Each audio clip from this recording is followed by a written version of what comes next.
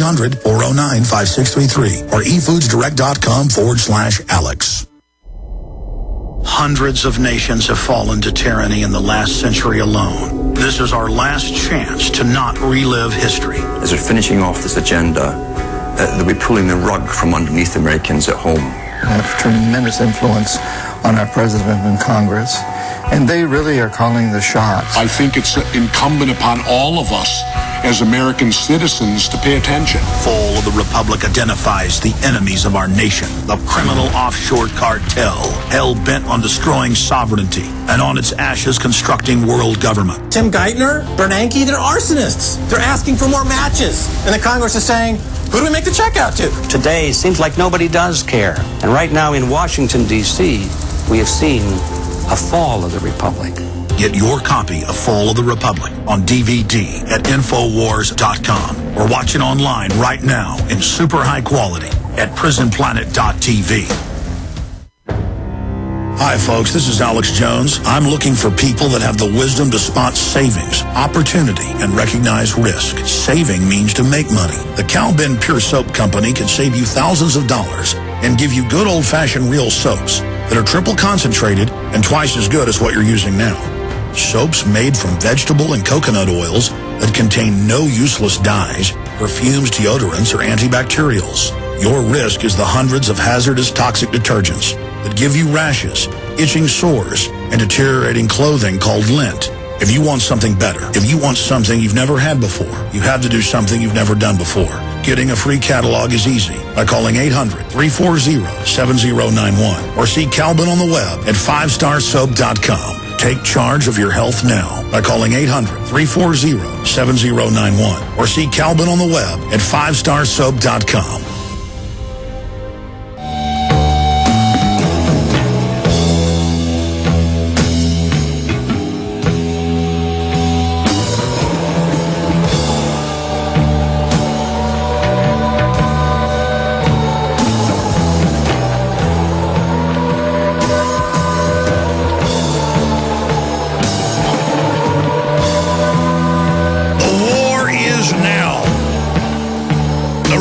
The shield against tyranny is falling.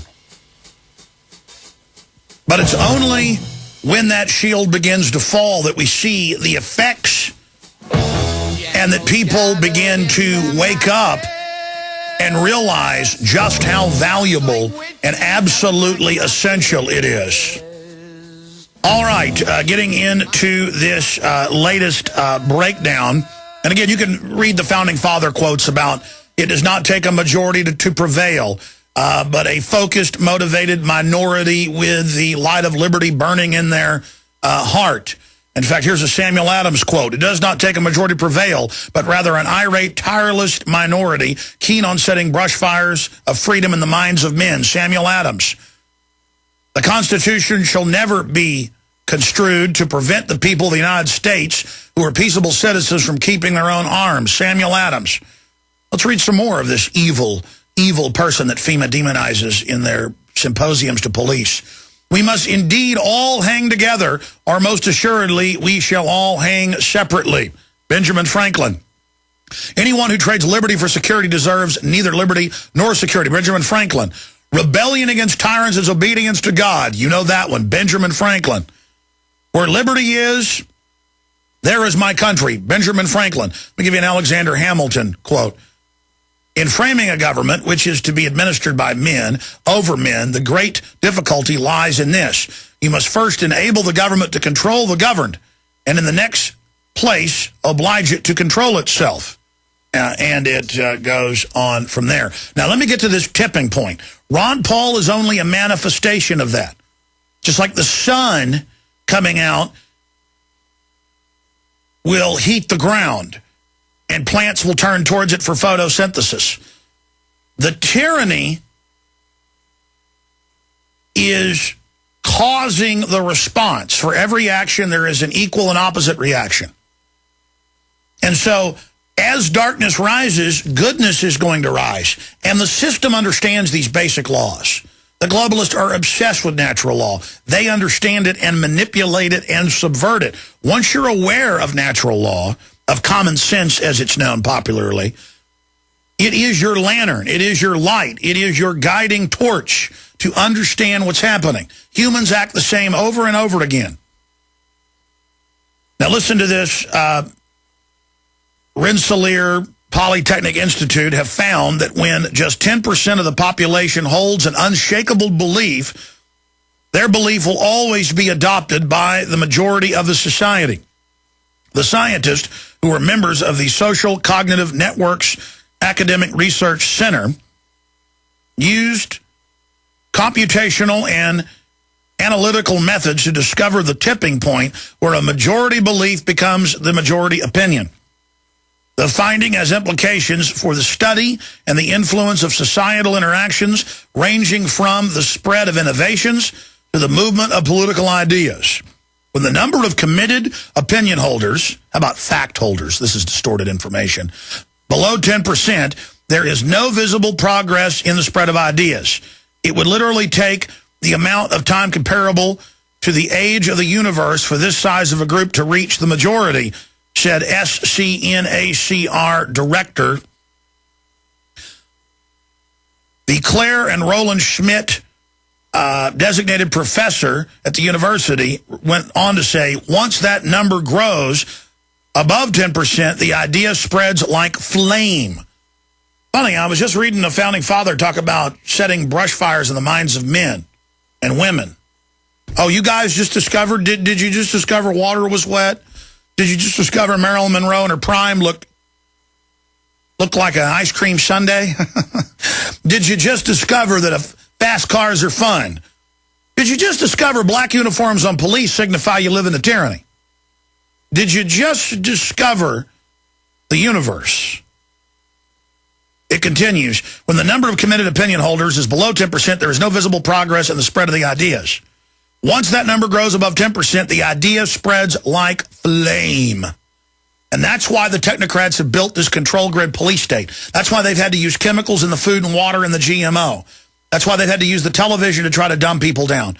That's why they've had to psychically and societally and socially attack everyone to dehumanize you, because only a group of addled zombies, cognitively poisoned, can be led by this unnatural system. And that's why I hate tyranny so much, is that it overruns the strong. It overruns the creative. It attacks the leaders. It attacks the beautiful, because the control freaks are like a cancer. They're not dominant. They're malfunctioning. They don't hold beauty in high esteem. They don't honor it. Their spirit, their soul, their intellect does not commune with all that is good. They see beauty as ugly. They want to pull it down. I've studied history. I've studied their psychological makeup. In every case in history, these particularly nasty elites do this. Sometimes you get a philosopher king. I'm always against kings and centralized power. But sometimes you get a king who discovers beauty and discovers humanity and society, and those are times when societies flourish, like nothing you've seen. But it's very rare, and that person always falls because the levers are seen by the tyrants and the control freaks under them, those that simply seek power for power's sake, who want to press blindly on the nerve of power. They will overthrow anything centralized. And so a philosopher king, the wise king, and it's happened many times in history, is still extremely rare. And it's transient.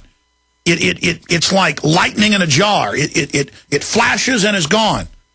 Only a generally educated and informed populace in science, mathematics, beauty, literature, music, history, the love and desire to build and to honor creativity and honorableness, that will build a system that will take us to the stars and beyond. And beyond. The subatomic. All of it. We're already unlocking the secrets of the universe. We've only begun to learn. We've only begun to even imagine the incredible power that our species is capable of. The globalists, at least 30 years advanced, are still mere children, despite the fact that they have even more advanced secrets. Just because they cold-bloodedly understand how humanity operates and have created this artificial habitat to control us doesn't mean that they still aren't influenced in blowback by the societal poisoning that they've engaged in. And so now you've got psychopathic groups with armies of sociopath control freaks under them, and the mental midgets that also serve them in the lower rungs, in control of what can only be described as super science systems, believing that they're cold-bloodedly executing this when they're the opposite of cold-blooded. You people are going to destroy yourselves. You're not just going to destroy us. You can't destroy the general public without destroying yourselves. Have you not learned history? No matter how powerful your genetic engineering, no matter how powerful your computers, no matter how powerful your systems, I don't care that Google can predict mass movements down to almost 100%. Of course, that's what DARPA built it for. I told you 15 years ago I knew it was a crystal ball. What do you think that crystal ball is going to do? It's going to destroy you along with us. You people aren't gods, and you're not meant to be gods. And humanity is only crawling right now. Could humanity in the future control these systems? Assuredly, yes. But not until there's real leadership that doesn't seek to dumb down and destroy, but seeks to unleash the fires of liberty and stand back in awe at what humans can do. I admire strength and beauty. I admire creativity. I admire art. I admire people doing better than I do.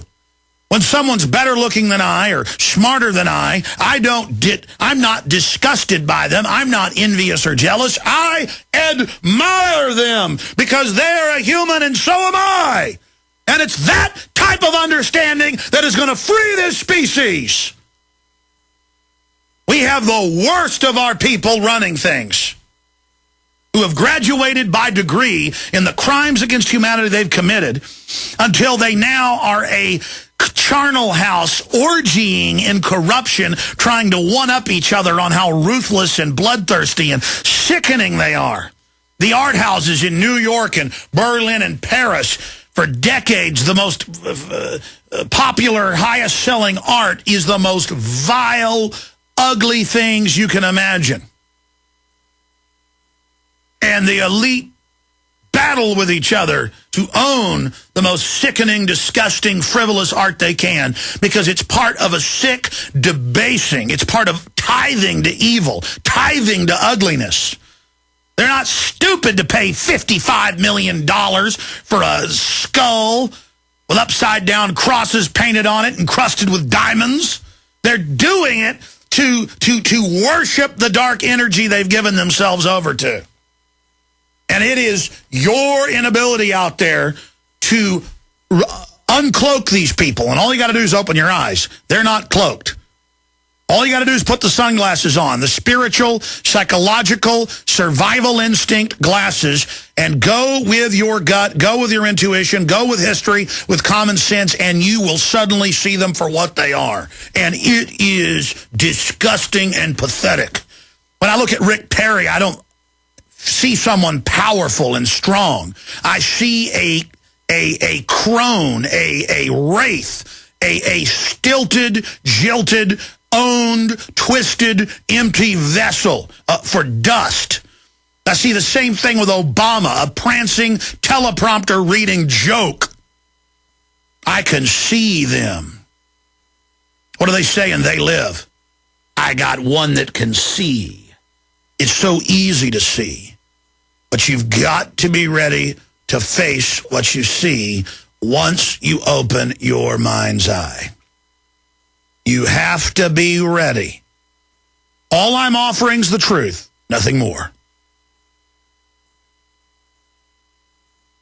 You take the blue pill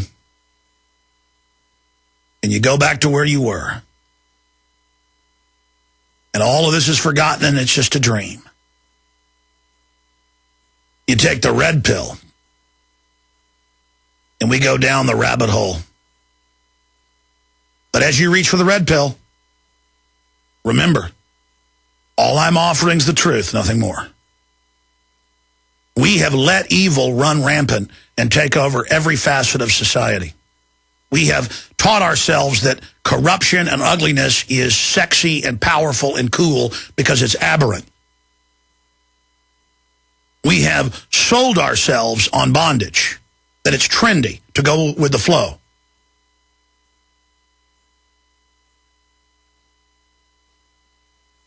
Some people get freaked out by this radio show, and they should. But don't get freaked out and despair. This is the great challenge. You should thank your lucky star.